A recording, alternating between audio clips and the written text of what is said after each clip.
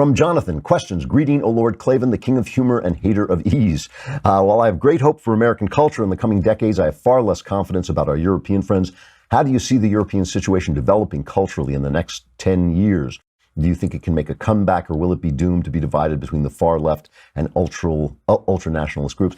I have said this, but I think it's important. It's important to understand the world that we're in today, to understand that Europe is dead.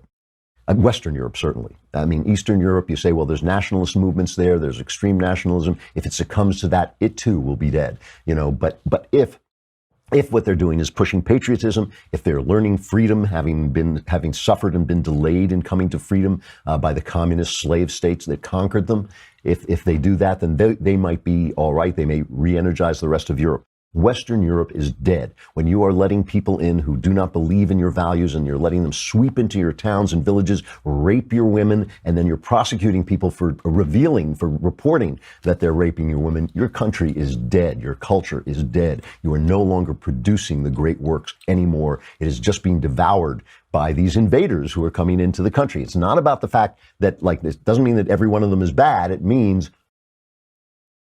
that Europe has lost the plot of its own existence. And so I think that's important. So it's important because so many people are selling us European style governance, European style socialism, European style pacifism. But, part of being alive is fighting for yourself. Part of being alive is arguing and screaming and demanding things and being self-reliant and having inequalities. Inequalities are part of life. When dead people are all the same, slaves are all the same.